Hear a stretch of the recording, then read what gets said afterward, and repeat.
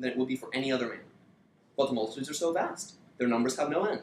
If he could reach the open fields, how fast he would fly, and soon doubtless you would hear the welcoming hammer of his fists on your door.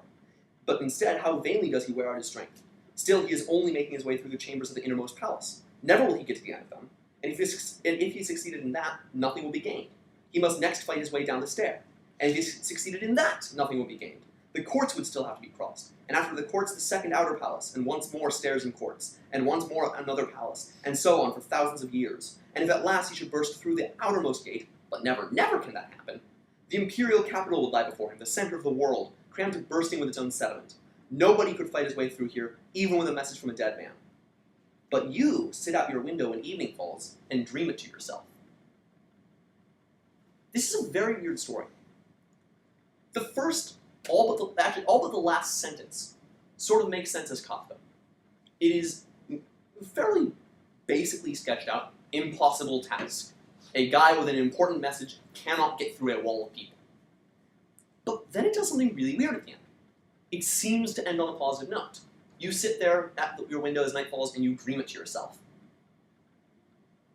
It's not really clear whether that's positive or negative, but it's certainly not as negative as the sort of thing we expect after having read The Metamorphosis, or Give It Up. It's certainly not as negative as a dad throwing an apple into the shell of his recently transfigured son. This is much closer to something that actually approximates something we can be happy with.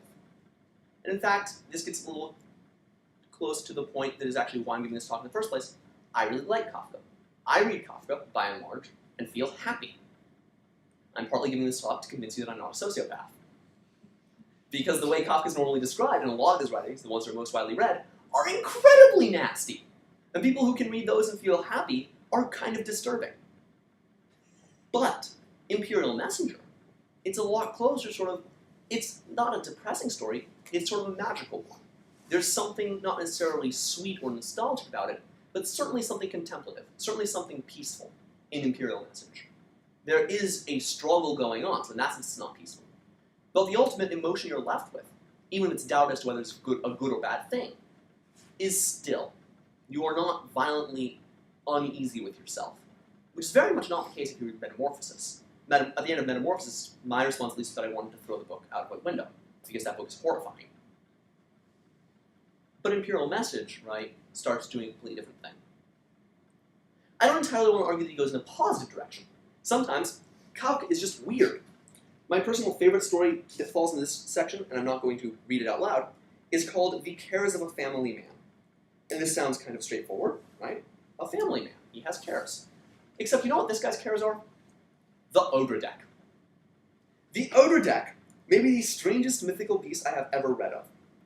At first glance, it looks like a flat, star-shaped spool for thread. And indeed, it does seem to have thread wound upon it. To be sure, they are only old, broken-off bits of thread, not entangled together, of the most varied sorts and colors.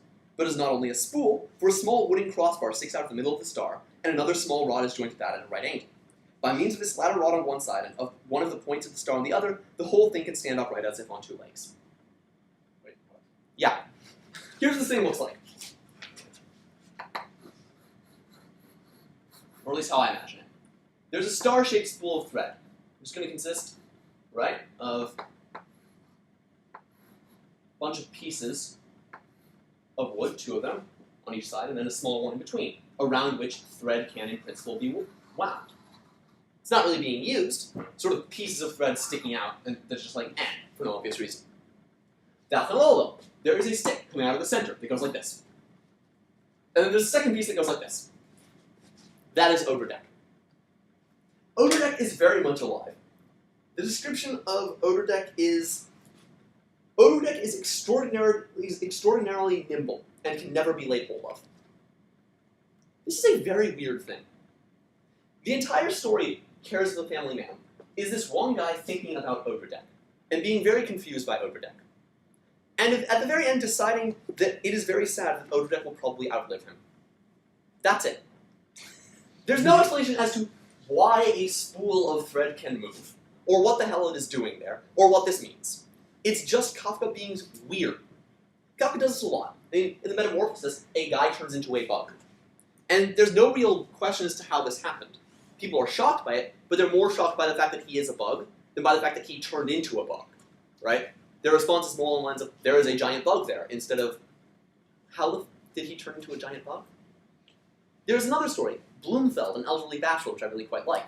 The entire plot of this story is that an old businessman named, coincidentally, Bloomfeld, is coming home and he discovers that two translucent white balls are following him around. They sort of bounce around. They look sort of like ping pong balls, only a little shinier and without logos. That's it. He is followed around by these two bouncing balls. They follow him like badly behaved puppies. He tries to shake them off. Eventually he manages to lock them in a closet and he gives them to a small child. Kafka is weird sometimes. People have tried to read, in particular, Bloomfeld as a somehow depressing story, but it doesn't really hold up that way. It's not necessarily uplifting either, but the point is, depressing and uplifting aren't really terms that apply to it. It's a story that's just out there. It's a story that is very weird. Odret falls in the same category. Cares of the Family Man falls into the same category.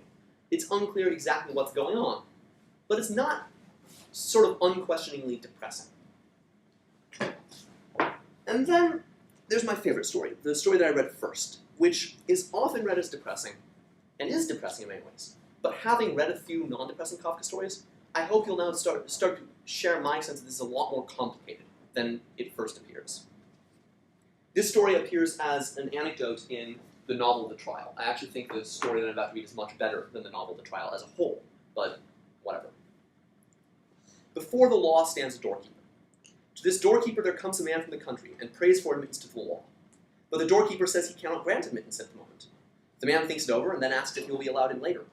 It is possible, said the doorkeeper, but not at the moment. Since the gate stands open as usual, and the doorkeeper steps to one side, the man stoops to peer through the gateway into the interior. Observing that, the doorkeeper laughs and says, if you are so drawn to it, just try to go in despite my veto. But take note, I am powerful, and I am only the least of the doorkeepers.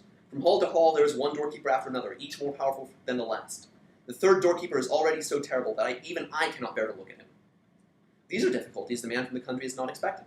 The law, he thinks, should surely be accessible at all times and to all people. But as he now takes a closer look at the doorkeeper, in his fur coat, with his big sharp nose and long, thin, black Tartar beard, he decides that it is better to wait until he gets permission to enter. The doorkeeper gives him a stool and lets him sit down at one side of the door. There he sits for days and years. He makes many attempts to be admitted, and wearies the doorkeeper by his importunity. The doorkeeper frequently has little interviews with him, asking him questions about his home and many other things, but the questions are always indifferently, as great lords put them, and always finish with a statement that he cannot be let in yet. The man, who has furnished himself with many things for his journey, sacrifices all he has, however valuable, to bribe the doorkeeper. The doorkeeper accepts everything, but always with the remark, I am only taking it to keep you from thinking you have omitted anything. During these many years, the man fixes his attention almost continuously on the doorkeeper. He forgets the other doorkeepers, and this first one seems to him the sole obstacle preventing access to the law. He curses his bad luck, in his early years boldly and loudly. Later, as he grows old, he only grumbles to himself. He becomes childish, and since in his year-long contemplation of the doorkeeper he has come to know even the fleas in his fur coat, he begs the fleas as well to help him and to change the doorkeeper's mind. At length his eyesight begins to fail, and he does not know whether the world is really darker or whether his eyes are only deceiving him. Yet in his darkness he is now aware of a radiance that streams inextinguishably from the gateway of the law. Now he has not very long to live. Before he dies, all his experiences in these long years gather themselves in his head to one point, a question he has not yet asked the doorkeeper. He wakes him nearer, since he can no longer raise his stiffening body. The doorkeeper has to bend low toward him, for the difference in height between them has altered much to the man's disadvantage. What do you want to know now? Asks the doorkeeper. You are insatiable. Everyone strives to reach the law, says the man. So how does it happen that for all these many years, no one but myself has ever begged for admittance? The doorkeeper recognizes the man has reached his end, and, to let his failing senses catch the word, roars in his ear. No one else could ever be admitted here, since this gate was made only for you. I am now going to shut it. That's the story. That story moved me very deeply when I first read it. It is very easy to interpret it as depressing. In a lot of ways it is. There's a sense of cruelty